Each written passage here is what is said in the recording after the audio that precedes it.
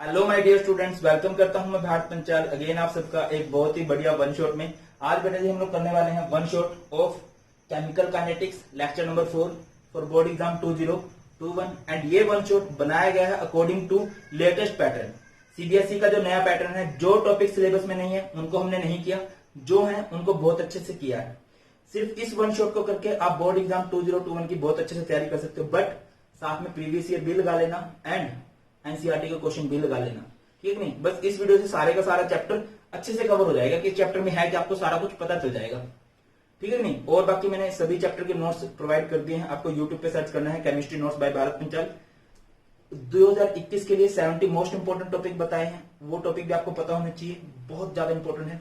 Search कर लेना 70 most important topic by Bharat Panchal and Telegram पर चैनल है भारत पंचाल सर के नाम से, लिंक प्रोवाइड कर दूंगा, ज्वाइन कर लेना। वहां पर नोट्स आते हैं, वीडियोस के लिंक्स आते हैं, डीपीपी आती हैं जो आपकी श्योरली बहुत हेल्प करने वाले हैं फॉर बोर्ड एग्जाम 2021। और एक रिक्वेस्ट करूंगा आप सभी से कि चैनल को अभी तक सब्सक्राइब नहीं किया है, सब्सक्राइब कर देना, बेल आइकन दबा देना। मोटिवेशन मिलता है और ज्यादा हार्डवर्क करने का दिल करता है। एंड जैसे कि मैंने प्रॉमिस किया है, इस चैनल से कॉन्टिन्यूसली बहुत कुछ आने वाला है, फ्री ऑफ कॉस्ट आने वाला है आप सभी के लिए, ठीक है ना। और ये वन शॉट दी बेस्ट है बाकी सभी वन शॉट से। क्यों बेस्ट है? क्योंकि बिल्कुल लेटेस्ट पैटर्न के अकॉर्डिंग है, टू दी पॉइंट बातें की गई है, ना कम ना ज्यादा। इंजॉय कीजिए इस वन शॉट को और प्लीज एक रिक्वेस्ट करूंगा, मैक्स टू मैक्स अपने फ्रेंड्स के पास शेयर कीजिए। पढ़ाई स्टार्ट करते हैं। केमिकल काइनेटिक्स किसे कहते हैं? सबसे पहली बात तो ये है, सिंपल सी बात है भैया। केमिकल काइनेटिक्स में हम लोग पढ़ने क्या वाले हैं, किसे बोलेंगे? It is that branch of chemistry, that branch of chemistry in which we are studies about, in which we are studies about, या ये गलत हो जाएगा, in which we deals with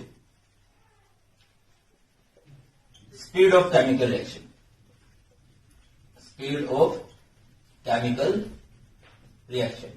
इस पूरे चैप्टर में हम लोग एक ही टॉपिक की बात करेंगे और वो है केमिकल रिएक्शंस की स्पीड, केमिकल रिएक्शंस का रेट, कि किस तरह कोई रिएक्शन फास्ट है, किस तरह कोई रिएक्शन स्लो है, कैसे आप किसी रिएक्शन को फास्ट को स्लो कर सकते हो, कैसे किसी स्लो रिएक्शन को फास्ट कर सकते हो, ये इस पूरे चैप्टर में है, ठीक है।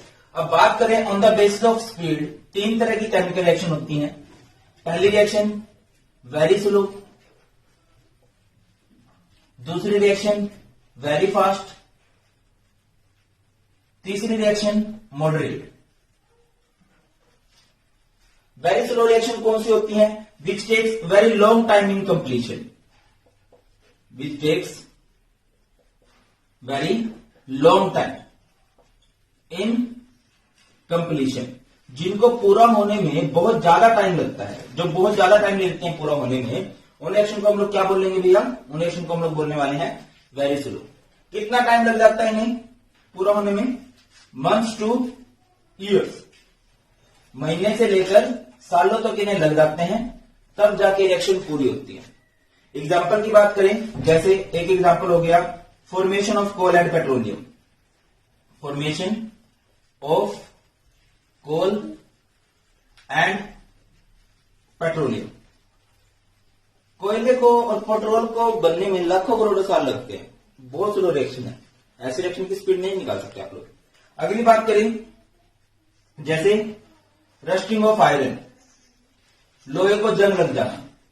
अब लोहे को भी जंग ये नहीं है कि 1 मिनट में, 2 मिनट में, आधे घंटे में, 1 घंटे में नहीं लगता, बहुत ज्यादा टाइम लगता है, ठीक है। अब बात करते हैं very fast reaction. Very fast reaction कौन सी होती है? Which takes place very speedily, या फिर which takes very less time in completion, जिनको पूरा होने में बहुत ही कम टाइम लगता है, ठीक है। एग्जाम्पल की बात करें तो जितनी भी हमारी आयनिक रिएक्शन होती हैं, आयनिक रिएक्शन जो होंगी हमारी बेटा, ये हमेशा बहुत फास्ट रिएक्शन होती हैं। आयनिक रिएक्शन बहुत फास्टली होती है, बहुत फास्टली। मैं आपको बताऊं, ये रिएक्शन को पूरा होने में लगता है 10 की पावर -14 टू 10 की पावर -17 सेकेंड, और ये बहुत थोड़ा सा टाइम है बेटा, 1 सेकंड। ये देखो 10 की पावर -14 का मतलब क्या है? 1 के बटा में 14 जीरो होंगी, है ना, तो बहुत छोटा टाइम है। हमारे पास कोई कैलकुलेटर भी नहीं है जो इस टाइम को कैलकुलेट करे, ठीक है। अगर आप रिएक्शन करके दिखाना चाहो लाइक AgNO3 की रिएक्शन आप लोगों ने करवा दी विद NaCl, तो होता क्या है, मेटल को मेटल डिस्प्लेस करती है, तो ये क्या बन जाएगा NaNO3 और प्लस में AgCl। आयनिक रिएक्शन है, बहुत फास्ट रिएक्शन होती है। अगली बात करते हैं, नेक्स्ट है हमारे पास मॉडरेट रिएक्शन। मॉडरेट नाम से क्लियर है, मॉडरेट मीन्स क्या होता है भाई, जो ना तो ज्यादा फास्ट हो ना ही ज्यादा स्लो हो। Which are those chemical reaction which are neither very slow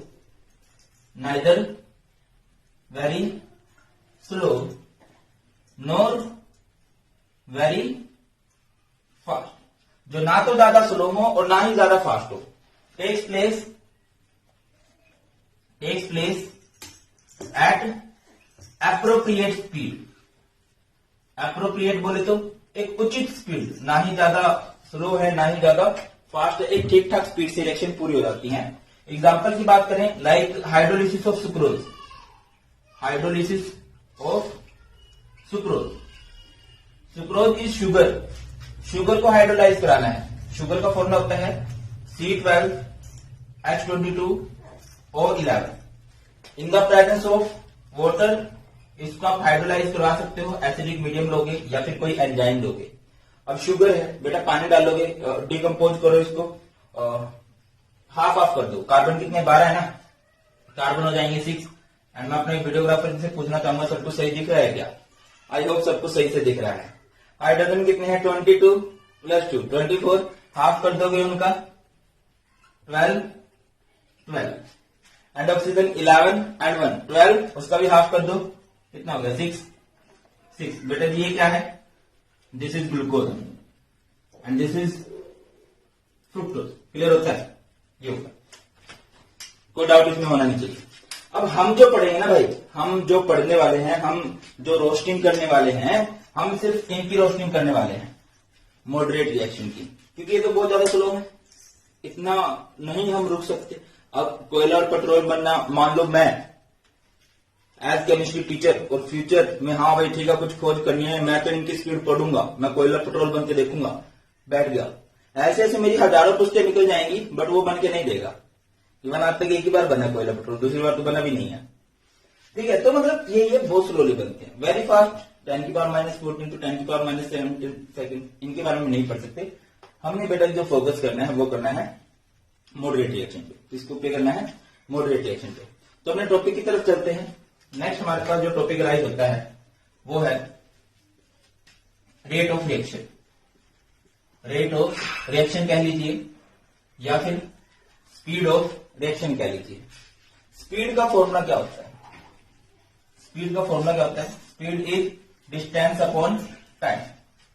ऐसे ही रेट का फॉर्मूला क्या रहेगा?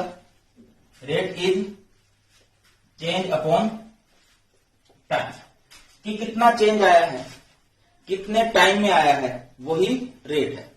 सिंपल सी डेफिनेशन होगी, देखिए जैसे आपको कोई पास कोई रिएक्टेंट है, प्रोडक्ट है, आई होप आप सबको पता है, स्टार्टिंग में रिएक्टेंट फुल होता है, प्रोडक्ट 0 होता है, रिएक्टेंट टाइम के साथ घटता है। 11th क्लास में इक्विलिब्रियम चैप्टर था, ठीक है, यहाँ पे इस तरह से ग्राफ बनाते थे हम लोग, ये कंसेंट्रेशन होती थी, रिएक्टेंट टाइम के साथ घटता है और प्रोडक्ट टाइम के साथ बढ़ता है, चाहो तो लिख भी लो, ये होता है रिएक्टेंट। एंड अपने चैनल पे एक सज्जन बिल्कुल देवता पुरुष हैं, बिल्कुल देव हैं, वो देव क्यों हैं? वो कलर्ड नोट्स बना के भेज रहे हैं वन शॉट के। थैंक यू सो मच बेटा जी, मुझे थोड़ी सी जरूरत है आप लोगों की हेल्पिंग हैंड की, जो भी ये कर रहे हैं बढ़िया काम कर रहे हैं, ठीक है कि नहीं?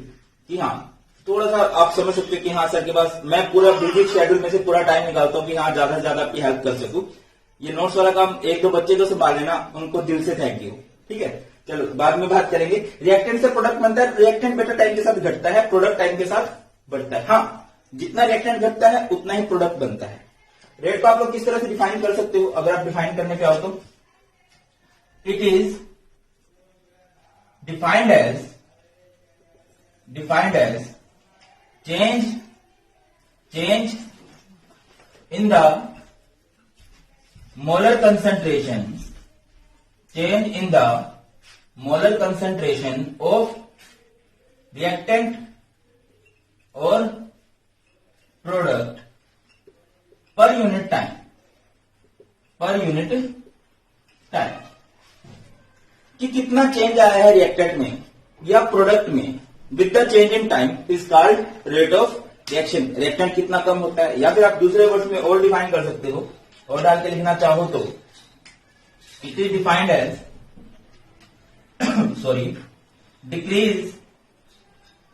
decrease in molar concentration of reactant, क्योंकि रिएक्टेंट टाइम के साथ डिक्रीज होता है रिएक्टेंट पर यूनिट टाइम या फिर और क्या लिख सकते हो आप लोग, एक और लिखना चाहो तो, क्योंकि प्रोडक्ट है टाइम के साथ इंक्रीज होगा तो आप लोग लिख सकते हो increase in molar concentration of product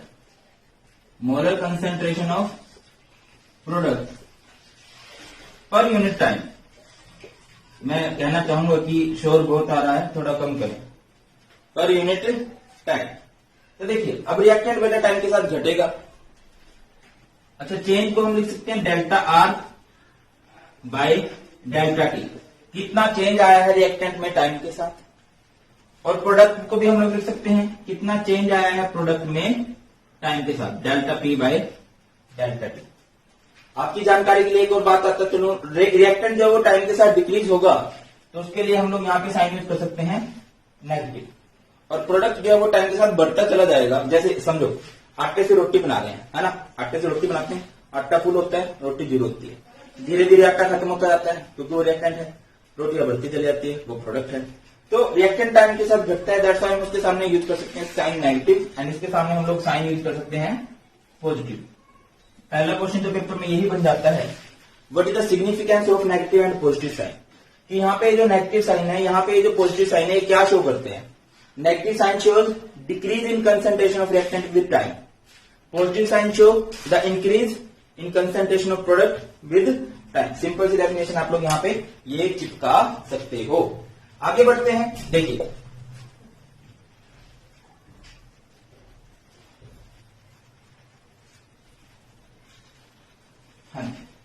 आगे चलिए। तो नेक्स्ट है हमारे पास, जैसे बेटा आपको कोई रिएक्शन दे रखी है, आपको दे रखी है 2x plus 3y gives 5z, आपको ये एक रिएक्शन दे रखी है और आपको बोला जाए कि इसका रेट ऑफ रिएक्शन लिखिए। आपको ये कलाकारी करने की जरूरत नहीं है, आप सिंपल भी आप लिखोगे तो चलेगा, मैं तो वैसे ही अच्छा लगता है मुझे ऐसा करना, एक आधी अक्षर की कलाकारी आती है मुझे।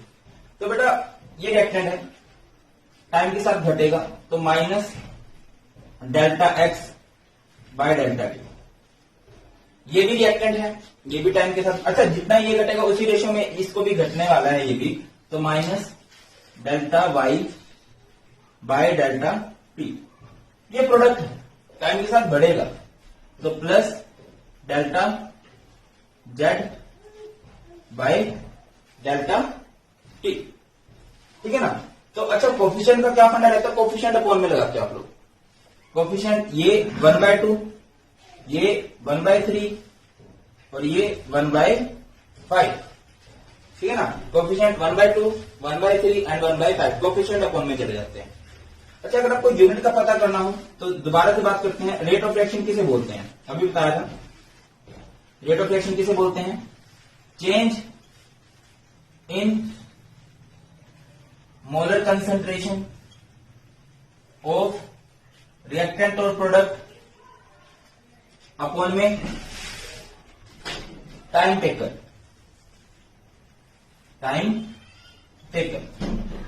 कि कितना चेंज आया है रिएक्टेंट में या प्रोडक्ट में और टाइम के साथ। मोलर कंसंट्रेशन यानी मोलैरिटी, और मोलैरिटी की यूनिट क्या होती है, मोल पर लीटर, और टाइम की यूनिट क्या रखती है, टाइम की यूनिट सेकंड हो सकती है या फिर मिनट हो सकती है या फिर हार्स के अंदर हो सकते टाइम।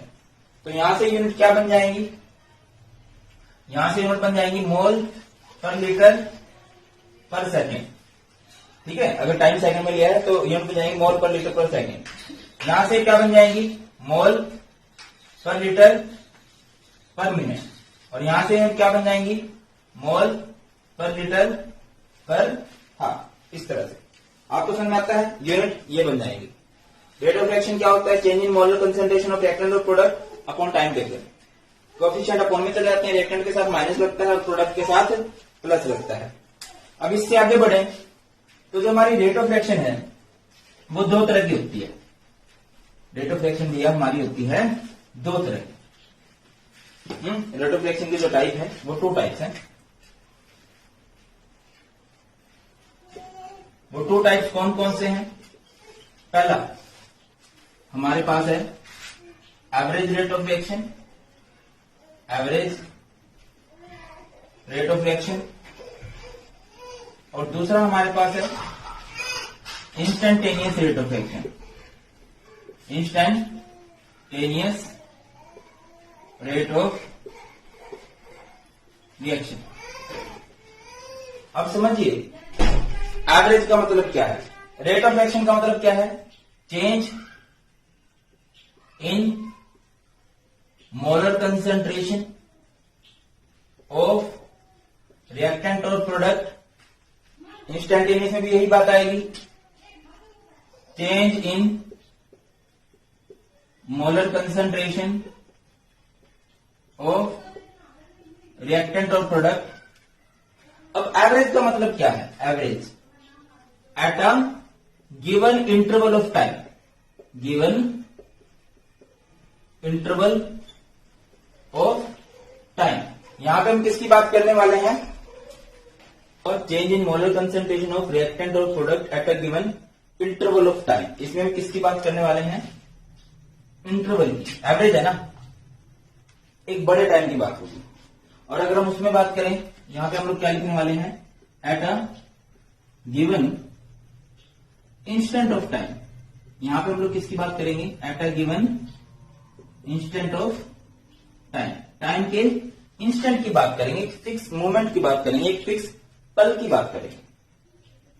ठीक है, समझ रहे मेरी बात को? जैसे मैं कई बार एग्जांपल देता हूं कि कनाल से जाना है कुरुक्षेत्र, ठीक है, मान लेते हैं कि कनाल से कुरुक्षेत्र का जो डिस्टेंस है वो 40 किलोमीटर है और मुझे इस डिस्टेंस को ट्रेवल करने में लग गए हैं 40 मिनट लग गए हैं। तो मेरी जो स्पीड रही है वो रही है 1 किलोमीटर पर मिनट। ये एक इंटरवल की बात हुई है भाई, हमने 40 मिनट की बात की है। अब पॉसिबल है कि एक जगह खाली रोड हो, मैं बहुत फास्टली जा रहा हूं, बहुत फास्टली 80-120 किलोमीटर की स्पीड से ड्राइव कर रहा हूं। मतलब पॉसिबल है कि ट्रैफिक बहुत ज्यादा हो, मैं 20 किलोमीटर की स्पीड से ड्राइव कर रहा हूं। पॉसिबल है कि भैया पुलिस वाले आ गए हैं, रोड को बोल दिया, वहां पे स्पीड बिल्कुल जीरो भी हो जाएगी। समझ रहे हो नहीं समझ रहे? जैसे विराट कोहली की बात करते हैं, मान लीजिए विराट कोहली ने 5 मैच की सीरीज खेली। फर्स्ट मैच में उसने 100 बनाए, अगले मैच में उसने 50 बनाई, अगले मैच में उसने 150 बनाए, अगले मैच में उसने 0 बनाए, अगले मैच में उसने 100 बना दिए। मान ये रहा। अब मैं आपको बोलूं एवरेज निकाल लो। एवरेज क्या होगा? सभी 5 मैचों की बात करेंगे हम लोग। 400 रन हो गए आई थिंक, है ना? 400 बाय में 5, तो उसकी एवरेज रही 80 रन पर मैच। अब मैं बोलूं थर्ड मैच में उसका क्या फंडा था भाई? थर्ड मैच में भाई ने 150 बनाए हैं। मैं बोलता हूं फोर्थ मैच में क्या हुआ? फोर्थ मैच में तो भाई का खाता भी नहीं खुला। फील आ रही है? एवरेज में हम एक टाइम के इंटरवल की बात करते हैं, एक बड़े टाइम की बात करते हैं, और इंस्टेंट में हम एक फिक्स मोमेंट की बात करते हैं, एक फिक्स पल की बात करते हैं। एवरेज क्योंकि इसमें बड़ा टाइम है तो इसमें चेंज को हम लोग रिप्रेजेंट करते हैं बाय डेल्टा। किससे रिप्रेजेंट करते हैं? डेल्टा से। और क्योंकि इसमें डेल्टा इज दिस, बड़ा टाइम है, बड़ा चेंज आएगा। इसमें फिक्स मोमेंट की बात है तो इसमें छोटा चेंज आएगा। इसको हम लोग रिप्रेजेंट करते हैं डेल से या फिर डी से। अल्फाबेट काउंट कर लो, 1 2 3 4 5, इसमें 1 2 3 4 डी। ठीक है ना? चलिए, अब जैसे एक कॉमन एग्जांपल होगी, हमारे पास एक रिएक्शन दे रखी है, AA plus BB gives CC। ये एक रिएक्शन मान लेते हैं।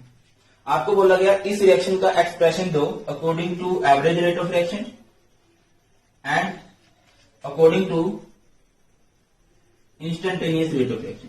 दोनों के अकॉर्डिंग इसका एक्सप्रेशन देना है। तो पहले एवरेज की बात करते हैं। तो क्या लिखोगे भैया? रिएक्टेंट है, माइनस कोफिशिएंट अपॉन में 1/a, ये क्या होगा, यहाँ पे आप लोग लिखोगे delta a by delta t equal to, ये भी रिएक्टेंट है, माइनस कोफिशिएंट अपॉन में 1/b delta b by delta t equal to, ये प्रोडक्ट है तो टाइम के साथ इंक्रीज होगा, तो plus 1/c delta c by delta t, ठीक है ना।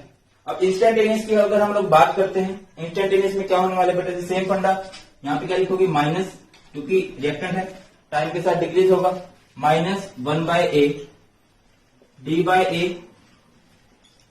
Bye dt। चेंज देख रहे हो क्या आया है, यहाँ पे हम लोगों ने डेल्टा यूज किया है, यहाँ पे हम लोगों ने डेल यूज किया है। इसके बाद minus 1/b db by dt equal to, product है तो plus 1/c dc by dt। Difference दोनों में आई थिंक आपको क्लियर होगा। यहाँ पे हम लोग डेल्टा यूज करते हैं, वहां पे हम लोग डेल यूज करते हैं।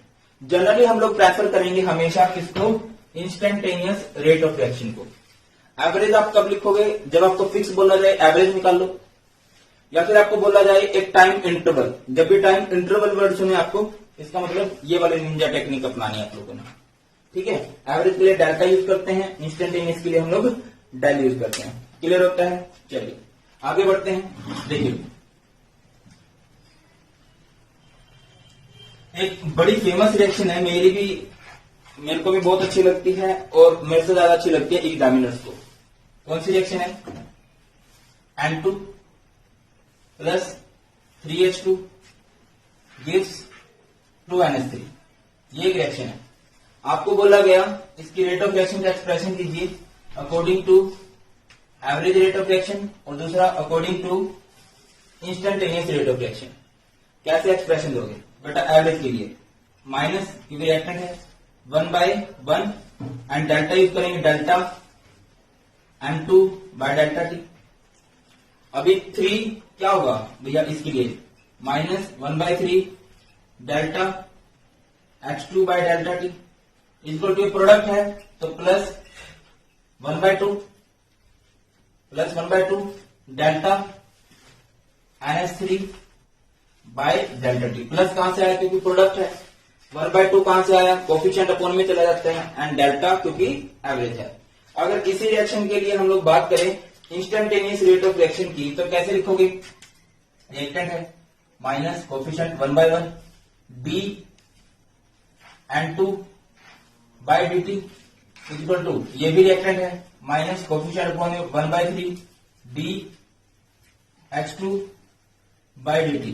प्रोडक्ट है टाइम के साथ इंक्रीज होगा, so plus 1/2 d NH3 by dt। I hope दोनों क्लियर है, समझ में आ गए होंगे आपको ये दोनों, या नहीं भैया। इसमें डी लगता है, इसमें डेल्टा लगता है, एक्सप्रेशन पेपर में आ सकता है। अगर आपको कुछ भी नहीं बोला, आपको सिर्फ रेट ऑफ रिएक्शन एक्सप्रेस करने को बोला जाए, आप लोग इसको प्रेफर करोगे। इसको कब करोगे, जब आपको स्पेशली एवरेज बोला जाए या टाइम इंटरवल बोला जाए, ठीक है। आगे बढ़ते हैं। इसके बाद नेक्स्ट हमारे पास है, बड़ा फेमस आता है, जैसे कि एक रिएक्शन मान लेते हैं हम लोग, वही मेरी फेवरेट जो है, एक और फेवरेट है, इतनी फेवरेट है सर आपकी हो जाती है भैया।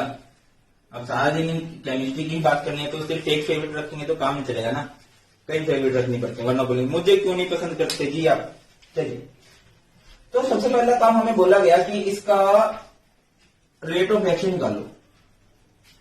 कैसे निकालोगे इसका रेट ऑफ रिएक्शन, बेटा जी बोली 2 है और रिएक्टेंट है minus 1/2 dx by dt equal, ये भी रिएक्टेंट है तो माइनस कोफिशिएंट अपॉन में 1/3 dy बाय dt।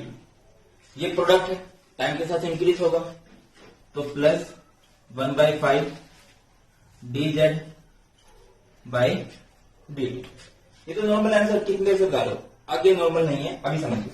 ये जो x है ये रिएक्टेंट है, ये टाइम के साथ घटता है, तो यहां पे आप लोग क्या लिखोगे, rate of disappearance, rate of disappearance of x, rate of disappearance of x.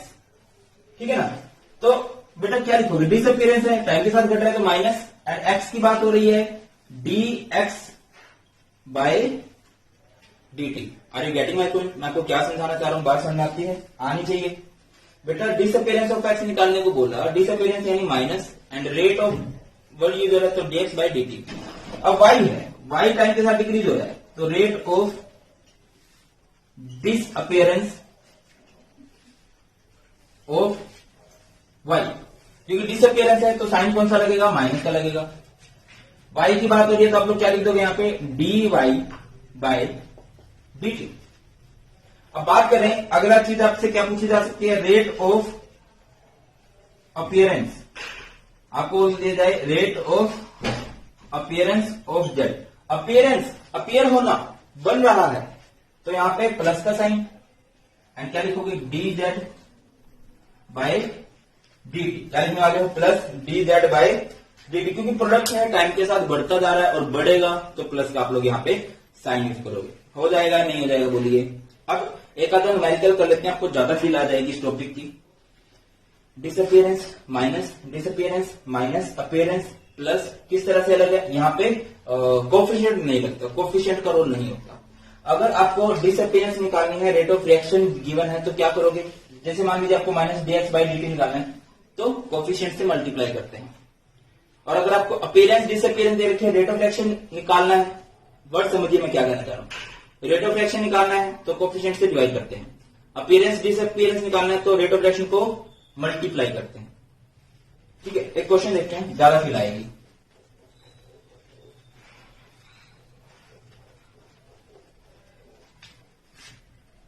देखिए, जैसे आपको ये रिएक्शन दी हुई है, एक हाइपोथेटिकल रिएक्शन हम लोग कंसीडर कर रहे हैं, क्या 2a plus B gives 3c, ये आपको गिवन है। आपको और क्या गिवन है, रेट ऑफ, या मान लेते हैं 2a प्लस 2b मान लेते हैं। ठीक है, थोड़ा सा ज्यादा तुम्हें फील आए। Rate of disappearance of A given है, rate of disappearance of A given है। कितनी गिवन है, मान के चलते हैं हमें गिवन है 2.4 इंटू 10 की पावर -2 मोल पर लीटर पर सेकेंड। आपको कैलकुलेट करने को बोला गया, नंबर 1 रेट ऑफ रिएक्शन आप लोगों को कैलकुलेट करनी है, पहला पॉइंट। ठीक है, दूसरा पॉइंट आपको क्या कैलकुलेट करना है, rate of appearance of C calculate करना है आपको, rate of appearance of C. And third point, C क्या कैलकुलेट करना है आपको, नेक्स्ट जो है रेट ऑफ डिसअपियरेंस। बाय हो गया, rate of disappearance of B. तो देखिए, सबसे पहले आपको रेट ऑफ रिएक्शन निकालना है, तो इसका आंसर करते हैं। तो जैसे ये न्यूमेरिकल है, इस न्यूमेरिकल को कैसे करोगे आप लोग, सबसे पहले इसकी रेट ऑफ रिएक्शन का एक्सप्रेशन दोगे। दीजिए, क्या लिखोगे, -1/2 dA by dt equal to, ये भी रिएक्टेंट है तो -1/2 dB बाय dt। ये प्रोडक्ट है तो क्या लिखोगे, प्लस 1/3 dC बाय dt। बात सही है नहीं, यहां तक तो कोई दिक्कत नहीं होनी चाहिए। अभी हमें क्या गिवन है बेटा जी, हमें इन्होंने दिया है रेट ऑफ डिसअपियरेंस ऑफ ए।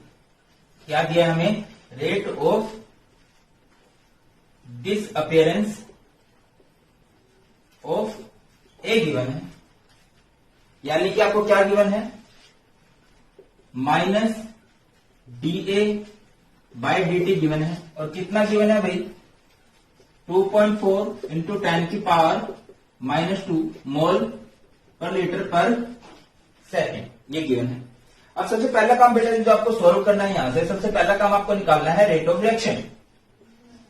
देखो यार, कितनी साधारण भाषा में मैंने आपको बात समझाई है। अगर आपको अपीयरेंस डिसअपियरेंस दे रखी है, बिल्कुल कभी भी गलत नहीं होगा, सीधा समझो। अगर आपको अपीयरेंस डिसअपियरेंस दे रखी है और उससे आपको रेट ऑफ रिएक्शन निकालनी है ना, तो जिसकी अपीयरेंस डिसअपियरेंस दे रखी है उसको कोफिशिएंट से डिवाइड कर दो। समझ रहे हो मेरी बात को। जैसे आपको दे रखी है डिसअपियरेंस ऑफ ए, कितनी दे रखी है, 2.4 इंटू 10 की पावर -2, कोफिशिएंट से डिवाइड कर दो।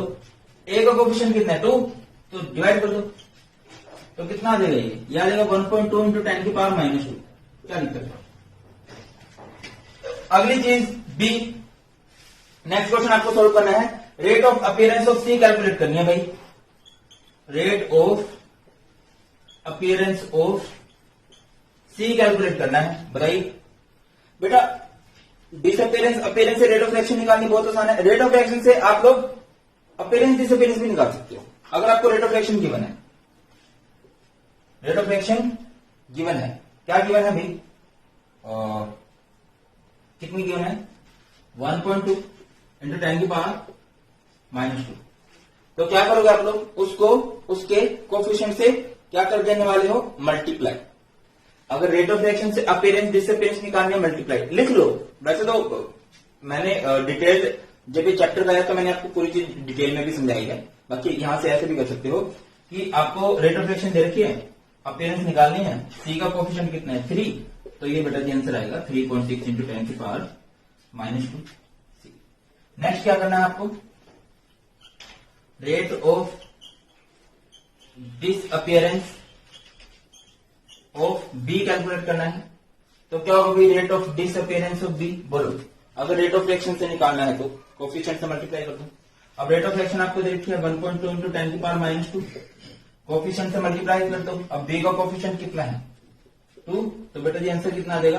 2.4 इंटू 10 की पावर -2 मोल पर लीटर पर सेकंड। ये आंसर है। क्या मुश्किल है बताना? इतनी आसान सी बात है, तुम लोगों को डर इतना है हद। आसान है, बाकी प्रैक्टिस कर लेना 3-4 क्वेश्चन, ठीक है। और बाकी मैं प्रीवियस ईयर भी लेके आऊंगा, टेंशन मत लो भाई। मेरे होते तुम्हें टेंशन लेने की कोई जरूरत नहीं है, तुम्हें सिर्फ पढ़ना है। बोर्ड में नंबर दिलाना मेरा काम है, पढ़ना तो देखो तुम्हें पढ़ना पड़ेगा। बाकी आसान मैं कर सकता हूँ, इनकी प्रैक्टिस कर लेना। प्रीवियस ईयर क्वेश्चन में लेके आऊंगा इंपॉर्टेंट वाले बहुत जल्दी, ठीक है। कर लेना, कमेंट सेक्शन में बता देना कि सर हमें जरूरत है, मेरे को पता चले। तो बेटा जी अगला फैक्टर है, next is right the factors which affect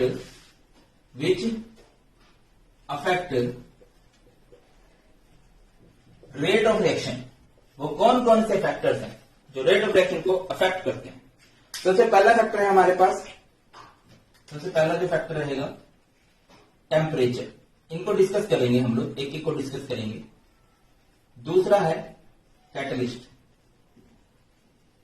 तीसरा है physical state of reactant, physical state of reactant. Next है सनलाइट, नेक्स्ट है सनलाइट के बाद अगला फैक्टर रहेगा concentration of reactant, concentration of reactant. अगला फैक्टर रहेगा कंसंट्रेशन के बाद बहुत जरूरी फैक्टर है दो, surface area, surface area of reactant. तो डिस्कस करते हैं सबसे पहले फैक्टर को।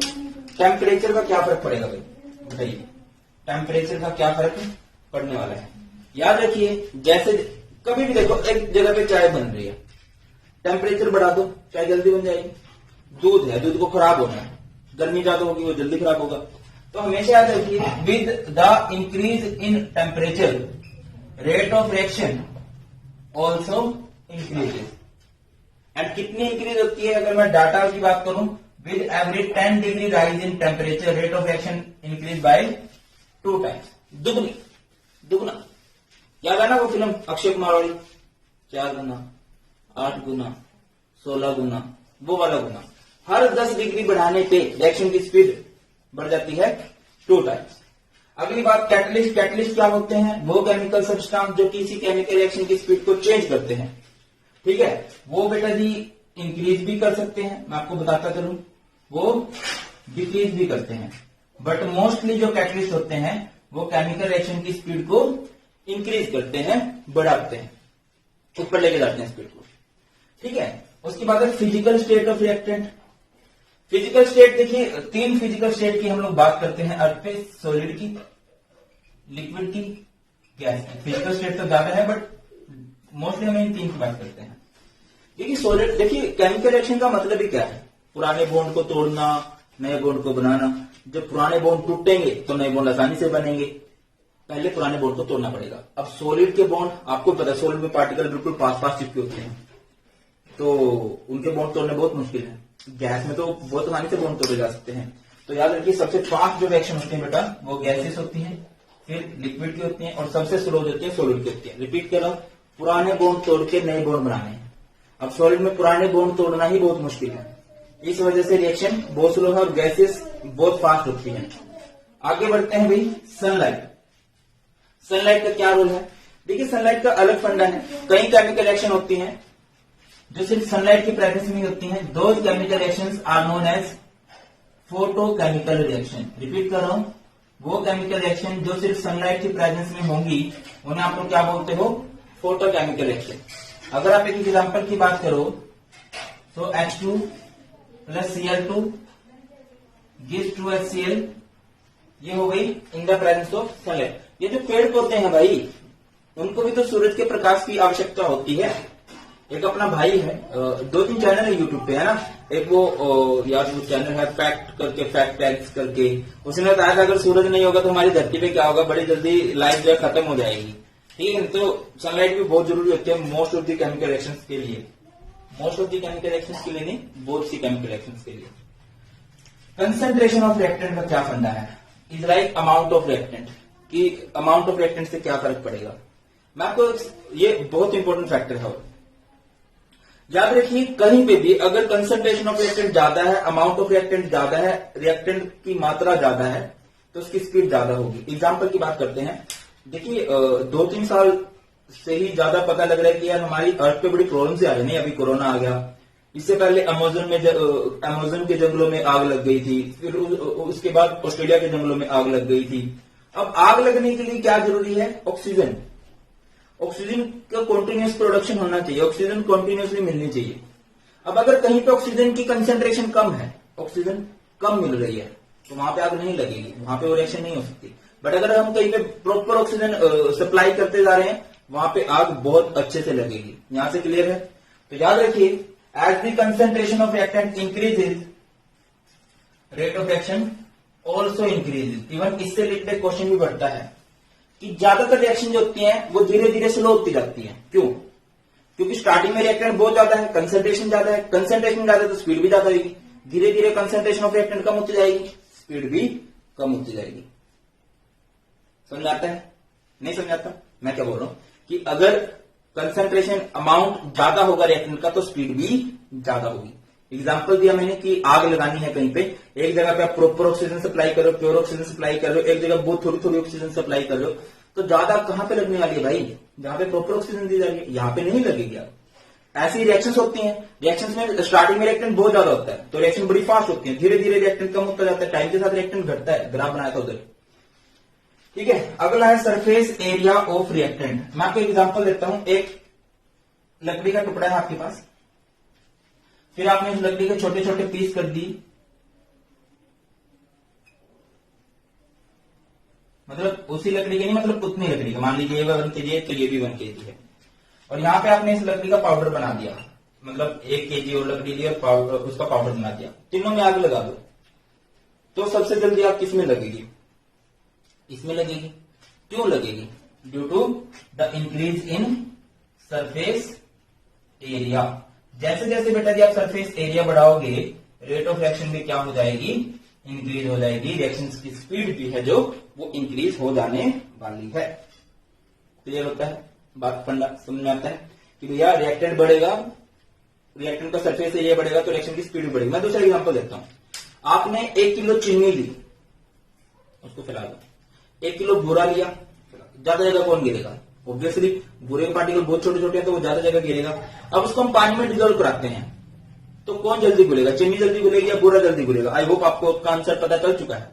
बूरा जल्दी घुलेगा। पेपर में क्या लिख के आओगे? Due to the larger surface area, क्योंकि इसका सरफेस एरिया ज्यादा है, that's why rate of reaction भी वहां पे ज्यादा होने वाले है। इसी वजह से वो फास्टली डिजोल्व होगा, इसी वजह से वो जल्दी डिजोल्व होगा, जल्दी घुल जाएगा पानी के अंदर। क्लियर होता है?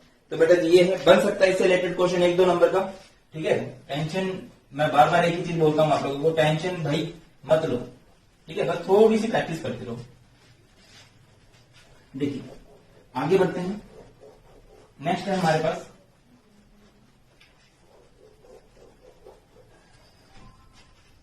देखिए, नेक्स्ट अभी अब कंसंट्रेशन ऑफ रिएक्टेंट, मैंने आपको बताया कंसंट्रेशन ऑफ रिएक्टेंट है मतलब स्पीड ऑफ एक्शन बढ़ेगी।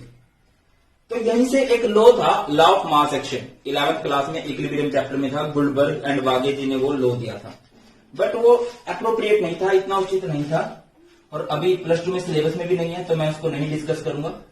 तो अभी हम लोग बात करते हैं about rate law. Rate law आया, बहुत अच्छा लॉ है, समझ में आएगा, फील आएगी, मजा आएगा। रेट लॉ क्या है? According to this law, rate of a chemical reaction is directly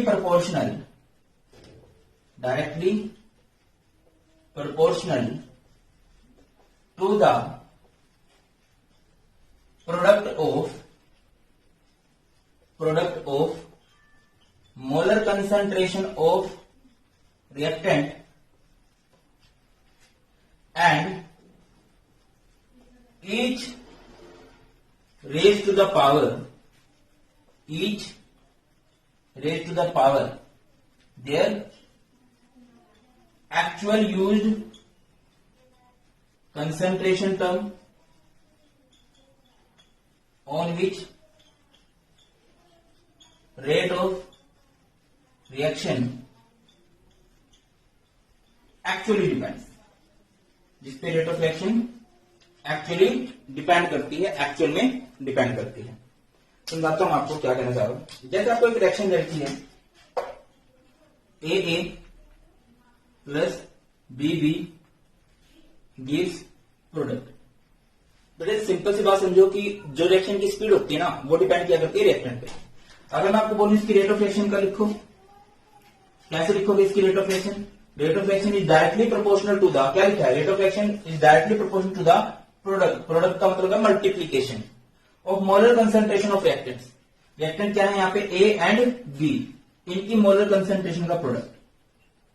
क्या कर दोगे? A into B and each raise to the power, इनकी पावर क्या बनाओगे? देखिए अगर यहाँ पे लॉ ऑफ मास एक्शन होता तो बेटा ये जो दिया गया है स्मॉल ए स्मॉल बी, ये जो कोफिशिएंट दिए गए हैं वही पावर बन जाते अगर लॉ ऑफ मास एक्शन होता। बट रेट लॉ क्या बोलता है? भैया ये बताओ एक्चुअल में कितना हीट हुआ है, एक्चुअल में कौन रेट ऑफ रिएक्शन को अफेक्ट कर रहा है। तो पता चला कि इसकी अल्फा कंसंट्रेशन अफेक्ट कर रही है, इसकी बीटा कंसंट्रेशन इफेक्ट कर रही है, तो इसकी पावर बनेगी अल्फा, इसकी पावर बनेगी बीटा। आपको मेरा पॉइंट समझ में आया क्या नहीं आया? मैं दोबारा समझाता हूं। मान लीजिए हमारे पास एक रिएक्शन है, ऊपर लिख देता हूं, एक रिएक्शन है XX plus YY gives product. ठीक है, ये कोफिशिएंट है। एक्सपेरिमेंटली हमें पता चला, देखिए अपने इंडिया में वैसे अभी देखो, अभी नई एजुकेशन पॉलिसी आई है, क्या होगा इंडिया में थोड़ी सी प्रॉब्लम क्या है यार, अपने देश की बुराई नहीं करनी चाहिए। थोड़ी सी बुराई क्या है कि प्रैक्टिकल नहीं है, हमें थ्योरेटिकल समझनी पड़ती है बातें, ये प्रैक्टिकल कंसेप्ट है। ठीक है, तो जैसे हमारे पास एक्स एंड वाई है, हमें पता चलता है कि एक्सपेरिमेंटली हमें पता चला कि इसका एम कुछ भी हो सकता है, इसका एम रेट ऑफ रिएक्शन को अफेक्ट कर रहा है और इसका एन रेट ऑफ रिएक्शन को अफेक्ट कर रहा है, ये हमें एक्सपेरिमेंटली पता चला। आपको बोला जाए कि इसकी रेट ऑफ रिएक्शन का एक्सप्रेशन लिखो, तो rate of reaction is directly proportional to what? First of all rate of reaction is directly proportional to product of molar concentration of reactant. Reactant क्या है हमारे पास? एक्स एंड वाई, यही है। Raise to the power their actual use concentration term, ये तो given coefficient है, given नहीं लगाने, हो सकता है गिवन भी हो, बट जनरली हम देखते हैं कि एक्चुअल यूज पता लगा, इसका है एम तो इसकी पावर बनेगी एम, इसका एन तो इसकी पावर बनेगी बेटा जी एन। आई होप अभी क्लियर हो गया होगा कि रेट ऑफ रिएक्शन किस पे डिपेंड करेगी? कंसंट्रेशन ऑफ रिएक्टेंट पे, rate to the power their actual use concentration term. Sir हमें कैसे पता चलेगा? बहुत सारे तरीके हैं, आगे चैप्टर में आप लोग देखोगे, या फिर अभी तो वैसे आपको गिवन होगा। अगर आपको नहीं कैलकुलेट करने को, मतलब देखिए 2-3 तरीके हैं जिससे हम कैलकुलेट भी कर सकते हैं, आगे देखेंगे। जनरली आपको बुक्स के अंदर दिया होगा, क्वेश्चन के अंदर दिया होगा कि हाँ भाई ये इतना है। ठीक है, चलिए तो यहां से इसको हटाएंगे, अच्छा, सिंपल रिएक्शन मान लीजिए कि रिएक्टेंट से क्या बन रहा है, प्रोडक्ट बन रहा है। मान लेते हैं रिएक्टेंट से प्रोडक्ट बन रहा है। मैं आपको बोल रहा हूं इसकी रेट ऑफ रिएक्शन का एक्सप्रेशन लिखो, तो क्या लिखोगे, rate of reaction is directly proportional to what, reactant and raise to the power actual use. Experimentally data से हमें पता चला कि इसका एक्चुअल यूज मान लीजिए एन है, तो इसकी पावर क्या कर लेते हैं हम लोग, एन कर देंगे। पावर क्या बनेगी, एक्चुअल यूज। ठीक है, अब यहां से अगर मैं रेट ऑफ रिएक्शन को करूं तो यहां पे कुछ ना कुछ कांस्टेंट आएगा, दैट इज के। और ये है आर की पावर एन। ये के भी बड़ा इंपॉर्टेंट है भाई, ये के भी बहुत इंपॉर्टेंट है। ये के क्या है, इस के को हम लोग बोलते हैं, this K is known as rate constant, velocity constant. Rate constant बोल देते हैं इसको बोल दिया जाता है वेलोसिटी कांस्टेंट। इसको बोल दिया जाता है specific reaction rate, specific reaction rate. अब इसको डिफाइन करना है। मैंने आपको बताया होगा कि कभी भी किसी भी कांस्टेंट को अगर डिफाइन करते हैं तो जिसके वो इक्वल उसके इक्वल बनाओ, और वो कब उस पर अगर उसके पड़ोसी 1 हो जाए तो आप लोग क्या लिखोगे, rate constant is rate of reaction. Rate constant क्या होती है, रेट ऑफ रिएक्शन ही होती है। Rate constant rate of reaction ही है अगर ये 1 हो जाए।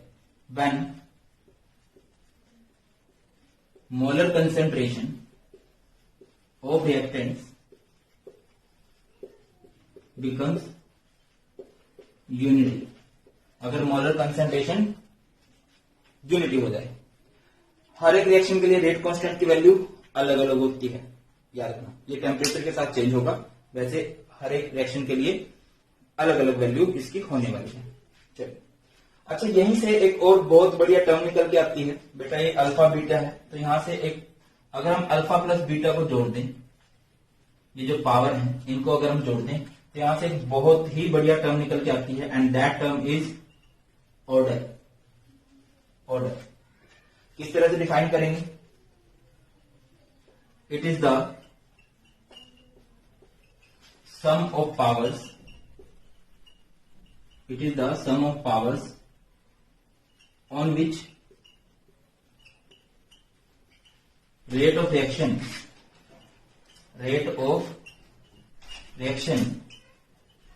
actually depends according to rate law expression।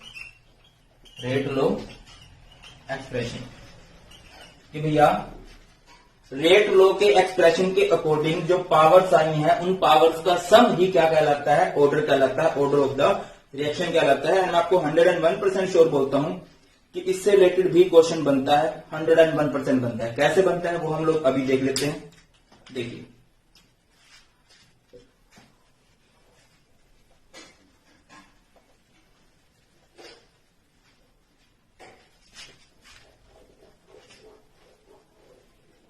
ये डस्टर खराब हो गया, नहीं तीन नहीं आई वो वाली, सही तरह से रफ नहीं कर रही है।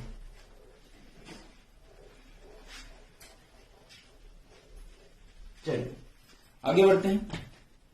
तो बेटा जी ऑर्डर ऑफ रिएक्शन अभी आपको बताया, ऑर्डर ऑफ रिएक्शन क्या होता है बोलिए। ऑर्डर ऑफ रिएक्शन हम लोग किसे कहते हैं, ऑर्डर ऑफ रिएक्शन क्या है, it is the sum of powers, sum of powers on which rate of reaction actually depends according to rate law expression। Rate law के एक्सप्रेशन के अकॉर्डिंग जो पावर्स आएंगी उनका सम। जैसे अभी जस्ट अभी एक रिएक्शन करके दिखाई थी मैंने आपको, सिंपल सी, कि हमारे पास है ए प्लस बी गिव्स प्रोडक्ट। इसकी एक्चुअल यूज हमें पता चला अल्फा है, इसकी एक्चुअल यूज हमें पता चला बीटा है। तो इसका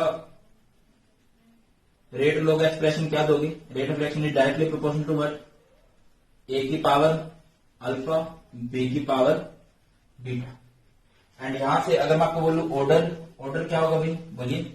ऑर्डर होने वाला है अल्फा प्लस बीटा। ठीक है, ऑर्डर कुछ भी हो सकता है, ऑर्डर 0 हो सकता है, 1 हो सकता है, 2 हो सकता है, फ्रैक्शन हो सकता है, कुछ भी हो सकता है ऑर्डर, कुछ भी। ऑर्डर निकालने के लिए आपको ये पता होना चाहिए, मतलब एक तरह से आप बोल सकते हो कि ऑर्डर क्या है, प्रैक्टिकल कंसेप्ट है, एक्सपेरिमेंटल कंसेप्ट है। तो सबसे बढ़िया क्वेश्चन यहां से क्या बन सकता है, जैसे ना, अच्छा मेरी बात सुनो, जैसे अभी हमारे पास क्या है, रिएक्टेंट है, और रिएक्टेंट से क्या बनता है, प्रोडक्ट बनता है ना, ये बनता है। और अगर मैं इसकी रेट ऑफ रिएक्शन लिखना चाहूं तो rate of reaction is directly proportional to what, molar concentration of reactant and reactant की पावर व्हाट, एफ। ठीक है, और यहां से क्या आ जाएगा, rate of reaction is equal to K and reactant की पावर क्या आ जाएगा, यहां से एन आ जाएगा, है ना, ऐसा ही होगा। रेट ऑफ रिएक्शन इसको एन कोई भी ऑर्डर होगा। अच्छा, यहां से मैं इसको अगर कर लूं, यहां से के कर दूं, और ये हो जाएगा रेट ऑफ रिएक्शन, और यहां पे ये रिएक्टेंट की मोलर कंसेंट्रेशन की पावर एन। अगर आपसे पूछा जाए रेट ऑफ रिएक्शन की यूनिट क्या होती है, बेटा रेट ऑफ रिएक्शन की यूनिट होती है मोल पर लीटर पर सेकेंड, और रिएक्टेंट की यूनिट क्या होती है, रिएक्टेंट की मोलर कंसेंट्रेशन, मोलर कंसेंट्रेशन बोले तो मोलैरिटी, और मोलैरिटी की यूनिट क्या होती है, मोल पर लीटर की पावर के। इसकी पावर क्या है, इस सारी पावर 1 है, ये ऊपर जाएगा, माइनस एन बनेगा, तो यहां से के का फॉर्मूला क्या बन जाएगा, के का फॉर्मूला बेटा जी बन जाएगा मोल पर लीटर की पावर 1 माइनस एन पर सेकेंड, मोल पर लीटर की पावर 1 माइनस एन पर सेकेंड, ये बन जाएगा। समझ में आया क्या, आना चाहिए। ये एन ऊपर जाएगा, माइनस का होगा 1 माइनस एन, ये ठीक है। अब पेपर में क्वेश्चन क्या आएगा, जैसे आपको बोलते जाए right the unit of reaction for, unit of rate constant for 0 order. आपको 0 ऑर्डर के लिए रेट कांस्टेंट की यूनिट बतानी है, कैसे बताओगी, के का फॉर्मूला क्या है, मोल पर लीटर की पावर 1 माइनस एन पर सेकेंड, है ना, ये। अब चेक करो यार, 1 माइनस एन, एन की जगह पे 0 पुट करोगे, 1 माइनस 0 इज 1, तो ये सब कुछ एज इट इज ये रहेगा मोल पर लीटर पर सेकेंड। मान लीजिए आपको बोलता है फर्स्ट ऑर्डर के लिए बताइए, भी फर्स्ट ऑर्डर के लिए, 0 ऑर्डर के लिए नहीं, फर्स्ट ऑर्डर के लिए। 0 ऑर्डर यानी एन की वैल्यू 0, फर्स्ट ऑर्डर यानी एन की वैल्यू क्या रहेगी, 1 रहेगी। कैसे करोगे, के, है ना, के फॉर्मूला क्या होता है, मोल पर लीटर की पावर 1 माइनस एन पर सेकेंड, एन मतलब 1 एंड 1 माइनस 1 इज, एन की जगह 1 पुट करोगे, 1 माइनस 1 0, किसी भी चीज की पावर 0 वो चीज 1 हो जाती है, यानी कि यूनिट क्या बचेगी आपके पास यहां से, पर सेकेंड। मान लीजिए आपको बोला गया ऑर्डर ऑफ द रिएक्शन क्या है, थर्ड है, थर्ड ऑर्डर ऑफ रिएक्शन है, ठीक है, तो क्या बनेगा, के मोल पर लीटर की पावर 1 माइनस एन पर सेकेंड, है ना।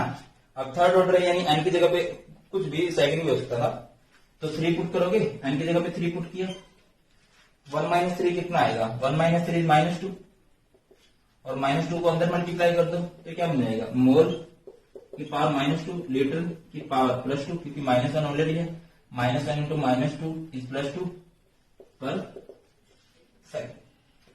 ठीक है बेटा, इसी तरह से आप किसी फ्रैक्शनल ऑर्डर के लिए भी कर सकते हो। मान लीजिए कि ऑर्डर हमारे पास क्या है, फ्रैक्शनल है, फ्रैक्शनल ऑर्डर है, तो ये क्या होगा, के मोल पर लीटर की पावर 1 माइनस एन पर सेकेंड। फ्रैक्शनल ऑर्डर मान लीजिए हमने मान लिया 2/3 है, ठीक है, तो यहां पे क्या आ जाएगा, 1 माइनस 2/3, 1 माइनस 2/3 इज एलसीएम आ जाएगा, ये 3 माइनस 2, ये बनेगा मोल पर लीटर की पावर -1/3, नहीं -1/3 नहीं, +1/3, ये 3 होगा, 3 माइनस 2 1, 1/3 पर सेकेंड, है ना बेटा। 1/3 को अंदर मल्टीप्लाई करोगे तो ये क्या बन जाएगा, मोल की पावर 1/3 लीटर की पावर -1/3 एंड ये पर सेकेंड। आया क्या, समझ में आ गया? समझ आना चाहिए, सबसे बढ़िया समझ में आना चाहिए। एंड आई होप कि आपको समझ में आ गया है ना। तो इस तरह से बेटा जी आप लोग यूनिट निकाल सकते हो। रेट कांस्टेंट की पेपर में 1 नंबर क्वेश्चन पक्का बनता है, बनता आया है और बनेगा, बनेगा। ठीक है कि नहीं? आपको ना बड़ा आसान तरीका रहता है। जैसे पेपर में आपको दे दिया कि भैया एक रिएक्शन है, ठीक है, a plus 2b gives 3c और इसकी रेट ऑफ रिएक्शन का जो एक्सप्रेशन है वो है a की पावर 1 b की पावर 1.5। तो बताओ इसका ऑर्डर क्या रहेगा? ऑर्डर बता सकते हो कि नहीं बता सकते हो? इसका order will be, what will be the order? Order आ जाएगा, जहां तक मुझे समझ में आ रहा है भाई, 3/2। ऑर्डर क्या होता है? Sum of power. यहां से आपसे यूनिट पूछ सकता है। के का फॉर्मूला क्या होता है? मेरे को तो याद है ऐसे ही, मोल पर लीटर की पावर 1 माइनस एन पर सेकेंड, है ना। तो ये मोल पर लीटर 1 माइनस एन की जगह पे क्या करोगे? 3/2 पर सेकेंड। तो 1 माइनस 3/2 इसको करोगे आप लोग जब सिंपल आउट, ये 2, ये कितना देगा? -1/2। तो ये क्या बन गया? मोल की power -1/2 litre, minus minus plus power 1/2 पर सेकेंड। ठीक है बेटा, सबसे आसान क्वेश्चन यही है कि हाँ आपको ऑर्डर दिया हो, यूनिट पूछ ली जाए, या आपको रिएक्शन दी हो, उससे आप ऑर्डर बताओ, यूनिट बता दोगे। नाम रोशन करना है, डुबोना नहीं है ना। उम्मीद कर, अच्छा इनका भी जरूरी है। उम्मीद करता हूं कि नाम रोशन कर दोगे। चलिए आगे बढ़ते हैं। अगला तरीका क्या है? अगला तरीका है बेटा जी, आपको यूनिट दी हुई हो, जैसे आपको दिया गया है मोल पर लीटर पर सेकंड, और आपसे पूछ लिया जाए इसका ऑर्डर क्या होगा। निंजा टेक्निक करता हूं, जो लीटर की पावर है ना उसमें 1 जोड़ दो। जो लीटर की पावर देंगे उसमें 1 जोड़ दो। लाइक लीटर की पावर -1 है तो उसमें 1 जोड़ दो, तो लीटर की पावर क्या होगी? 0। तो ये 0 ऑर्डर के लिए है कि लाइक दोबारा बनाता हूं, जैसे आपको बोला गया पर सेकंड है,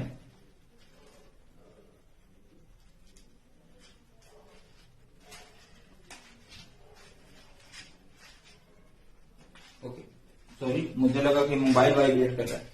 जैसे आपको यहां पे तो लीटर नहीं दे रखा, अब लीटर की पावर क्या मानोगे? यहाँ पे 0, उसमें 1 जोड़ दो, तो लीटर की पावर अभी क्या बन चुकी है? 1। तो ये फर्स्ट ऑर्डर की रिएक्शन है।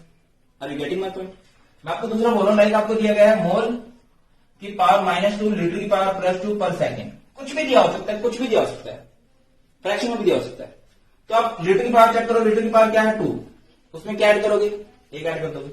2 + 1 लीटर की पावर क्या होगी? 3। दैट इज ये थर्ड ऑर्डर की रिएक्शन। क्लियर हो के बाद आई होप हो गई होगी। चलिए आगे बढ़ते हैं। ये तो बात होगी, ठीक है सर, ऑर्डर से रिलेटेड क्वेश्चन आगे। इनके एग्जाम्पल भी है बेटा जी, एग्जाम्पल मैं आपको बोलूंगा, याद कर लेना यार।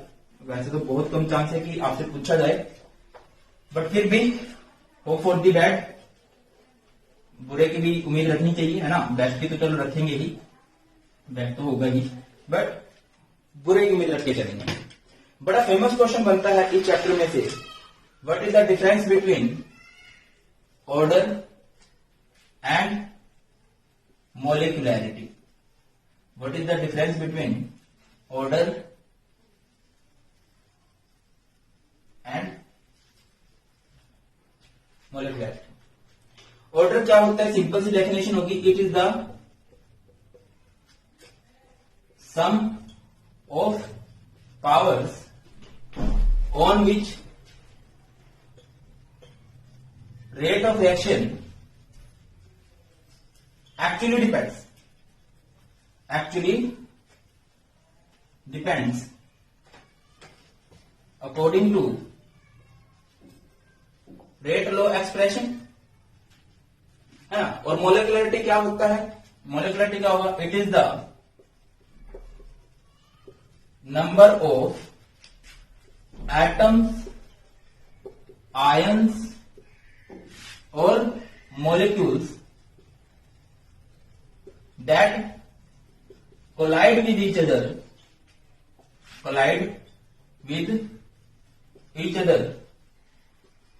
to bring about a chemical change.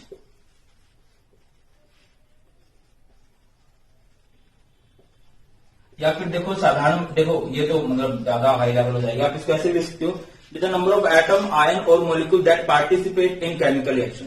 कितने atom, ion, molecule chemical reaction में पार्टिसिपेट करते हैं। एक एग्जांपल मैं आपको फील कराता हूं। जैसे कि आपको एक रिएक्शन दे रखी है ए, ये ना एग्जांपल ना दोनों तरफ लिखना ज्यादा फील आएगी, ठीक है, दोनों तरफ आप लोग लिख देना। जैसे एक एग्जांपल है ए प्लस बी गिव्स प्रोडक्ट, है ना। अब मैं आपको बोलता हूं कि इसके, अब देखिए हमने किया था कि इसका एक्चुअल में जो मान लीजिए अल्फा, इसका एक्चुअल में जो मान लीजिए बीटा, तो रेट क्या होगा, rate is directly proportional to A की पावर अल्फा एंड बी की पावर बीटा, ठीक है। अब अगर मैं आपसे पूछता हूं इस रिएक्शन का ऑर्डर क्या होगा, अभी करके आए हैं, ऑर्डर क्या होता है, sum of power according to rate law expression, rate law के एक्सप्रेशन के अकॉर्डिंग जो पावर्स हैं उनका sum, that is alpha plus beta, यही होगा ना, अल्फा प्लस बीटा। यहां पे बात करो बेटा जी, यहां पे आपको इसकी मॉलिक्यूलरिटी बतानी है, मॉलिक्यूलरिटी बतानी है। मॉलिक्यूलरिटी कैसे बताओगे भाई, molecularity is the number of atom ion molecule, कितने एटम्स आयंस मॉलिक्यूल पार्टिसिपेट कर रहे हैं रिएक्शन में, कोलाइड कर रहे हैं। ये ए टाइम्स है, बी टाइम्स है, तो ये क्या होगा, मॉलिक्यूलरिटी कैसे बता सकते हो, ए प्लस बी, बहुत आसान, आप सिर्फ रिएक्शन को देख के बता सकते हो। बट इसके लिए क्या होना चाहिए था, इसके लिए पहले आपको डाटा गिवन होना चाहिए था, या आप एक्सपेरिमेंट करके देखो। तो ऑर्डर क्या है, order is an experimental concept, order क्या है भैया, एक एक्सपेरिमेंटल कंसेप्ट है। आप जब आपके पास या तो एक्सपेरिमेंटल डाटा गिवन हो या आप खुद होते हुए देखें तब आप बता सकते हो। मॉलिक्यूलरिटी के लिए ऐसा नहीं है, रिएक्शन देखो झट से कर दोगे। तो ऑर्डर क्या है, सॉरी मॉलिक्यूलरिटी क्या है, इज अ थ्योरेटिकल कंसेप्ट, ये एक कैसा कंसेप्ट है, थ्योरेटिकल कंसेप्ट है, ठीक है। अगली बात करें तो याद रखिए order can be zero, order can be zero, order zero हो सकता है। जैसे एक फेमस रिएक्शन बताऊं मैं आपको, ये रिएक्शन है H2 plus Cl2 gives 2HCl H में। अभी सिंस इसमें कैटलिस्ट आ गया, सनलाइट आ गई, सनलाइट की प्रेजेंस में होती है रिएक्शन, तो इस रिएक्शन का ऑर्डर जीरो है। बट मॉलिक्यूलरिटी कभी भी जीरो नहीं हो सकती, molecularity can't be zero, molecularity कभी भी जीरो नहीं होगी, ठीक है। 1 2 3 कुछ तो होंगे जो कोलाइड करेंगे, ठीक है। अगली बात करें तो order can be fractional, order can be fractional, अभी किए थे हमने, है ना, अभी यूनिट निकाली थी हमने, ऑर्डर फ्रैक्शन में हो सकता है 1/2 2/3 कुछ भी हो सकता है। Molecularity can't be fractional, molecularity के लिए पूरे एटम आयन मॉलिक्यूल आपस में टकराएंगे, मॉलिक्यूलरिटी कांट बी फ्रैक्शनल, ठीक है। और बेटा ये डिफरेंस है, और डिफरेंस तो मैं हमेशा बोलता हूं इंपॉर्टेंट है, तो अच्छे से करोगे। और बिल्कुल आसान वाले पॉइंट मैंने लिखवाए, चिपकाओ integrated rate equation for first order and zero order. अभी देखिए यही सिलेबस में भी है। फर्स्ट ऑर्डर किसे कहते हैं, फर्स्ट ऑर्डर रिएक्शन कौन सी होती हैं, those reactions which depends upon one concentration term of reactant, जो एक कंसंट्रेशन टर्म ऑफ रिएक्टेंट पे डिपेंड करती है। और जीरो ऑर्डर रिएक्शन किसे कहते हैं, जो zero concentration term of reactant पे डिपेंड करती हैं, या कह लीजिए जो रिएक्टेंट के इंडिपेंडेंट होती है। आप इसको समझिए, ये तो अपने आप समझ में आ जाएगा आपको, ध्यान से एक को देख लीजिए आप लोग, दूसरा अपने आप ही क्लियर हो जाना चाहिए, हो भी जाएगा, ठीक है ना। चलिए, जैसे हमें एक रिएक्शन दे रखी है कि रिएक्टेंट से क्या बनता है, प्रोडक्ट, हम इसकी रेट ऑफ रिएक्शन लिखेंगे, तो रेट ऑफ रिएक्शन क्या लिखा जाएगा, rate of reaction is directly proportional to R की पावर 1। ये 1 क्यों लगाया है, कुछ रिएक्शन फर्स्ट ऑर्डर की है। अच्छा, रेट ऑफ रिएक्शन लिखने का एक और तरीका भी था, हम ऐसे भी ले सकते हैं, माइनस dR/dt, इसको हटाएंगे, ये K, और R की पावर 1 है, किसी भी चीज की पावर 1 हो तो वो एज इट इज। R वाले टर्म्स को एक तरफ ले आओ, यहां पे क्या आ जाएगा, minus dR/R is equal to K dt। इसके बाद क्या करने वाले हो आप लोग, यहाँ पे आप लोग करने वाले हो IBS। IBS का मतलब क्या होता है, इंटीग्रेटिंग बोथ साइड्स, दोनों साइड आप लोग इंटीग्रेशन करोगे, minus integration of dR/R K integration of dt। dR/R की जब आपने इंटीग्रेशन की तो इंटीग्रेशन करके क्या आया, minus ln R। K dt की इंटीग्रेशन की तो क्या आया, t। और जब भी इंटीग्रेशन करते हैं कांस्टेंट आता है, मान लीजिए हमने उस कांस्टेंट को मान लिया I, और इस I को हम लोग क्या बोलते हैं, इंटीग्रेशन इंटीग्रेशन कांस्टेंट बोलते हैं। क्या बोलते हैं भैया? Integration constant. ठीक है, अब हमें क्या करना है, इस इंटीग्रेशन कांस्टेंट की ना वैल्यू कैलकुलेट करनी है। तो इसकी वैल्यू कैसे कैलकुलेट की जाएगी, कैसे निकाली जाएगी भैया? इंटीग्रेशन कांस्टेंट की वैल्यू निकालने के लिए हम क्या करेंगे, टाइम को जीरो मानेंगे, और टाइम जीरो है तो आर क्या होगा, आर नोट। आर नोट का मतलब है जीरो चेंज इन रिएक्टेंट या फिर इनिशियल कंसंट्रेशन ऑफ रिएक्टेंट। ये इस वाली को बोल देते हैं हम लोग equation number 1। This is your equation number 1 और ये वैल्यूज पुट करो। देखिए हमें इंटीग्रेशन कांस्टेंट की वैल्यू निकालनी है, आप लिख भी सकते हो to get the value of I, I की वैल्यू निकालने के लिए। ठीक है, तो बेटा टाइम को जीरो मानिए, आर हो गया आर जीरो, तो पुट करो, टी को जीरो पुट करोगे अपने आप जीरो हो जाएगा, यहाँ पे बचेगा आई, एंड आर की जगह पे आर नोट पुट कर दो माइनस एल एन आर। हमने आई की वैल्यू निकालनी थी और आई की वैल्यू हमने निकालनी है। अब ये वैल्यू पुट कर दो इसमें, ठीक है ना, ये इक्वेशन ये पुट कर दोगे इसमें, तो क्या हो जाएगा, यहाँ पे चेक कीजिए, नीचे लिख लेना आप लोग, क्या हो जाएगा जब आई की वैल्यू आपने इसमें पुट की। तो देखिए इक्वेशन ये है minus L N R equal to K T, और आई की जगह पे क्या पुट कर दिया आपने, minus L N R naught. Minus का एल एन आर नोट इधर ले आइए, ये क्या बन जाएगा, L N R naught minus L N R is equal to K T. अब क्या होगा, log x minus log y क्या होता है, log x बाय y, है ना, ऐसे होता है ना, ये log x है, ये log y है, log x minus log y is log x by y। तो ln r naught by r क्या हो जाएगा, ln कितना होता है 2.303 log r naught by r is equal to K T, और अगर आप t के लिए निकालना चाहो तो क्या हो जाएगा 2.303 by k log r naught by r, where r naught is initial concentration. आप इसको कुछ न्यूमेरिकल सॉल्व करने के लिए इस फॉर्मूले को आप लोग ऐसे बना सकते हो 2.303 bye K log r naught by r is equal to t। इसमें क्या डिफरेंस हुआ, ये तो कोई बात नहीं, ये a है और ये है a minus X, where a is initial concentration and x is change in concentration की कितना कंसंट्रेशन में चेंज आया है। अच्छा एक ग्राफ बनाया मैंने जीरो ऑर्डर के लिए, फर्स्ट ऑर्डर के लिए, इनको देख लेना, लिख लेना, प्रैक्टिस कर लेना, बन सकता है क्वेश्चन। चलिए अभी जीरो ऑर्डर के लिए बात करते हैं। जीरो ऑर्डर की रिएक्शंस किसे कहते हैं हम लोग, which depends upon zero concentration terms of reactant, जो zero concentration term of reactant पे डिपेंड करती हैं। हम चाहें तो एक हाइपोथेटिकल रिएक्शन कंसीडर करते हैं और लिख देते हैं आर गिव्स पी। ठीक है, अगर ये जीरो ऑर्डर की रिएक्शन है तो रेट ऑफ रिएक्शन क्या होगा, अगर ये जीरो ऑर्डर की रिएक्शन है, rate of reaction is directly proportional to R की पावर जीरो। ठीक है, और रेट ऑफ रिएक्शन को आप ऐसे भी लिख सकते हो, स्टार्टिंग में लिखा है हमने इस चैप्टर में, minus D R by D T is equal to K, और आर नोट किसी भी चीज की पावर जीरो है वो चीज एज इट इज रह जाती है। तो ये क्या हो जाएगा, minus D R by D T, D T को उधर ले जाओ, ये क्या बन जाएगा के डी टी। इसके बाद क्या करोगे आप लोग, यहां पे करने वाले हो आईबीएस। आईबीएस का मतलब होता है इंटीग्रेटिंग बोथ साइड, दोनों साइड आप लोग इंटीग्रेशन करोगे, minus integration of d r is equal to k integration of d T. D r की इंटीग्रेशन क्या आएगी आर, के डी टी की इंटीग्रेशन क्या आएगी टी, और जब भी इंटीग्रेशन करते हैं कांस्टेंट आता है जिसे हम लोग इंटीग्रेशन कांस्टेंट बोलते हैं। ठीक है ना, अभी इस इंटीग्रेशन कांस्टेंट की वैल्यू निकालनी है, तो आप लोग यहां पे लिखोगे टू गेट आई, आई की वैल्यू निकालने के लिए टाइम को क्या मान लोगे, टाइम को मान लोगे जीरो, और टाइम को जीरो मानोगे तो भैया आर क्या हो जाएगी, आर हो जाएगी आर नोट।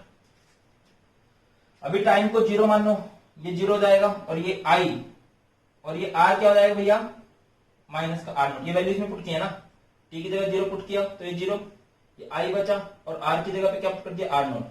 आर नोट का मतलब होता है जीरो चेंज इन रिएक्टेंट। भैया रिएक्टेंट से प्रोडक्ट बनने में कुछ टाइम तो लगेगा, अगर आप उस रिएक्शन को जीरो टाइम दे रहे हो तो कोई भी चेंज नहीं आएगा रिएक्टेंट में, उसी को हम लोग बोल रहे हैं जीरो चेंज इन रिएक्टेंट, या फिर बोल सकते हो इनिशियल कंसंट्रेशन ऑफ रिएक्टेंट। ठीक है, अब इसके बाद ये वैल्यूज पुट कर दो इसमें, ये क्या देगा minus R is equal to K T, आई की वैल्यू आ गई ना, minus R naught, R naught को इधर ले आओ, ये हो जाएगा R naught minus R K T, और टी का फॉर्मूला क्या हो जाएगा R naught minus R by K. क्या बोलते हो, इस तरह से हो जाएगा। चाहो तो इसका स्क्रीनशॉट ले लो, चाहो तो इसको नोट कर लो, ठीक है, पॉज करके भी नोट कर सकते हो। ये हो जाएगा बेटा अपना integrated rate equation for zero order, integrated rate equation for first order. Time देख लेना चाहिए मुझे, ठीक है, अभी बचा हुआ है। हाँ जी, तो आगे बढ़ते हैं, ये कर लोगे। इसके बाद हमारे पास क्या आता है, ये करने के बाद नीचे जगह है बट मोटा इंसान ना झुक नहीं पाता ज्यादा, दिक्कत हो जाती है, इसलिए बोलता हूं जिम ज्वाइन कर लेनी चाहिए। करेंगे ना अभी जिम ज्वाइन, 10,000 होते ही जिम ज्वाइन कर लेंगे। यहां से एक नई टर्म निकल के आती है and that is half life. बड़ा इंपॉर्टेंट टॉपिक लगता है हाफ लाइफ, रिप्रेजेंट करते हैं इसको T1/2 से। हाफ लाइफ क्या होता है, सिंपल सी डेफिनेशन होगी, इट इज द टाइम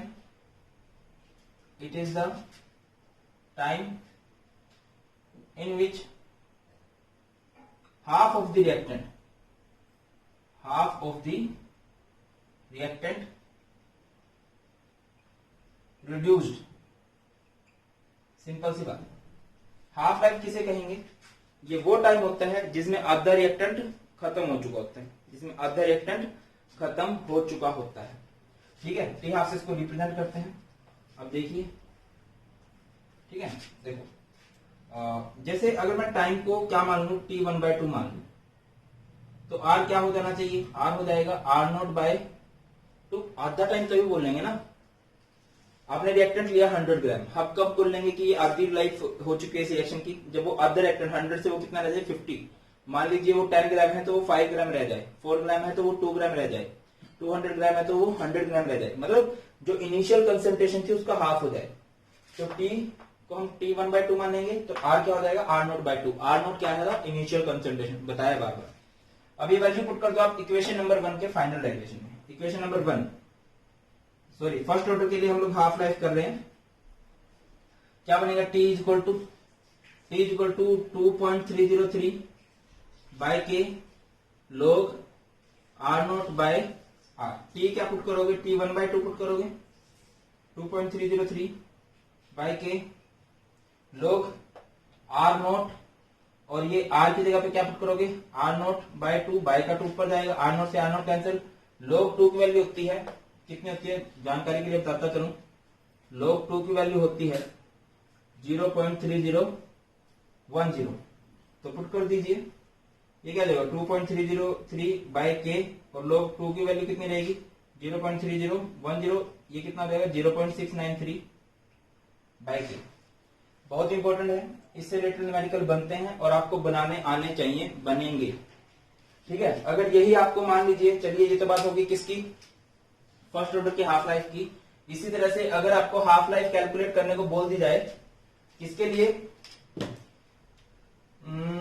हाँ फर्स्ट हाफ लाइफ आपको कैलकुलेट करने को बोल दी जाए for zero order, T half का फॉर्मूला, टी कितना मान लोगे, हाफ, जीरो ऑर्डर के लिए कर देते हैं, क्या रहेगा, टी का फॉर्मूला क्या है, क्या कीजिए, R0 माइनस R बाय के, R0 माइनस R की जगह पे, अच्छा टी क्या मान लोगे, अगर आपको हाफ लाइफ निकालना है, अगर आपको हाफ लाइफ निकालना है तो क्या मान लोगे भाई, टी को मान लोगे T1/2, R0 एंड R की जगह पे क्या पुट करोगे, R0/2 एंड पूरे का फॉर्म में के, ये 1, ये 2R0 minus R0 is 2R0 minus R0, ये फाइनल आ जाएगा आपका R0/2 के, ठीक है ना, ये हो गया आपका टी हाफ। इंपॉर्टेंट फंडा देखिए, जो जीरो ऑर्डर है उसका हाफ लाइफ रिएक्टेंट पे डिपेंड करती है, एंड जो फर्स्ट ऑर्डर है उसका हाफ लाइफ, उसमें रिएक्टेंट का कोई रोल ही नहीं है। आपसे पूछ लिया जाता है which half life of which order doesn't depends upon concentration of reactant, half life of first order doesn't depends upon reactant, while zero order का डिपेंड करता है। अब यहीं से एक और बहुत ही बढ़िया टॉपिक निकल के आता है, बहुत ही ज्यादा बढ़िया टॉपिक है, बहुत ही ज्यादा बढ़िया टॉपिक है, that is pseudo first order reaction, pseudo first order reaction. अभी सूडो फर्स्ट ऑर्डर रिएक्शन हम लोग किसे कहेंगे बोलिए? सूडो का मतलब ही क्या होता है? नकली।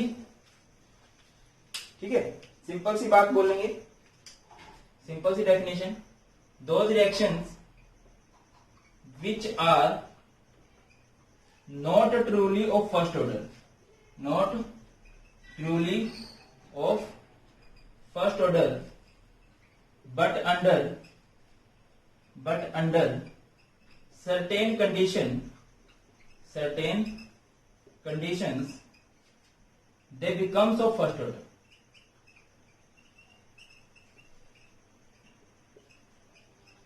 भाई ये वो रिएक्शन होती है जो एक्चुअल में फर्स्ट ऑर्डर की नहीं होती, देखने से तो बल्कि वो सेकंड ऑर्डर की लगती है, बट कुछ खास कंडीशंस के अंदर ये फर्स्ट ऑर्डर की बन जाती है। ठीक है, जितनी भी आपकी सूडो फर्स्ट ऑर्डर रिएक्शन होंगी इनके अंदर मैं आपको बताता चलता हूं। देखिए जैसे ना ए और बी मान लीजिए दो दोस्त हैं, ए और बी दो दोस्त हैं, ये स्टोरी मैं कई बार शेयर करता हूं। ये करोड़ों रुपए हैं इसके पास, ये करोड़पति है एंड ये डेली की दिहाड़ी मजदूरी करने वाला है। मान लीजिए इसके पास 15-20 रुपए हैं। अब ये मिले बचपन में के बाद मिले तो इन्होंने पार्टी कर ली, और पार्टी बचपन की तरह की, बचपन में कॉन्ट्री करके करते थे, अब भी कॉन्ट्री करके की। तो इसके भी 20 रुपए लगे, इसके भी 20 रुपए लगे। तो ये तब किसको इफेक्ट पड़ेगा? इसके पास 20 रुपए थे, इसके 20 के 20 लग गए। आई थिंक फर्क इसका पड़ने वाला है, करोड़पति है इसके 20 लगे, इसको कोई फर्क नहीं पड़ेगा।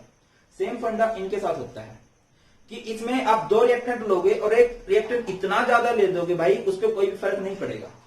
जैसे एग्जांपल की बात करो, शुगर लिया C12H22O11, इसमें पानी डाला, ठीक है, और ये क्या बन गया? ग्लूकोज में कन्वर्ट हो गया C6H12O6 एंड फ्रुक्टोज में कन्वर्ट हो गया C6H12O6। और इसकी जो कंसेंट्रेशन लिया ना भाई, वो एक्सेस में ली है एंड ये वेरी स्मॉल अमाउंट में लिया है। ठीक है, अगर मैं आपको बोलूं इसकी रेट किस पे डिपेंड करेगी भाई? देखिए रेट आप दिखाने को तो दोनों पे लिखोगे, C12H22O11 और H2O, ठीक है, बट एक्चुअल में इसकी कंसेंट्रेशन बहुत ज्यादा है। जिसकी कंसेंट्रेशन बहुत ज्यादा, उसकी कंसेंट्रेशन पे कोई फर्क नहीं पड़ेगा, इस पे कोई चेंज नहीं आने वाला, तो इस पे 0 आएगा और इसकी पावर 1 आएगी। आप सूडो फर्स्ट ऑर्डर रिएक्शन कैसे पता कर सकते हो कि कोई रिएक्शन सूडो फर्स्ट ऑर्डर है? एक रिएक्शन में एक रिएक्टेंट आपको बहुत ज्यादा दे रखा है, एक बहुत कम दे रखा है। वो जो रिएक्शन है ना, उस कम वाले पे डिपेंड करेगी, ना कि ज्यादा वाले पे। किस पे डिपेंड करेगी? कम वाले पे, ना कि ज्यादा वाले पे। ज्यादा वाले पे डिपेंड नहीं करेगी। ऐसे अगर आपसे पूछा जाए इन रिएक्शन की मॉलिक्यूलरिटी क्या है, मॉलिक्यूलरिटी मींस कितने रिएक्टेंट पार्टिसिपेट कर रहे हैं? 1 2 इसकी मॉलिक्यूलरिटी है। ऑर्डर क्या है इसका? ऑर्डर 1 है बट मॉलिक्यूलरिटी 2 है। और ये हमारा pseudo first order reaction and actual में इस चैप्टर का लास्ट टॉपिक यही है, और यहाँ पे चैप्टर खत्म हो जाता है। न्यूमेरिकल्स के लिए मैं एक सेपरेट वीडियो बना दूंगा, वो वीडियो भी 1-1.25 घंटे की रखेंगे, जिससे कि आपको सारे अच्छे न्यूमेरिकल्स की प्रैक्टिस हो जाए। इस चैप्टर के जितने भी न्यूमेरिकल्स है ना, मस्त तरीके से।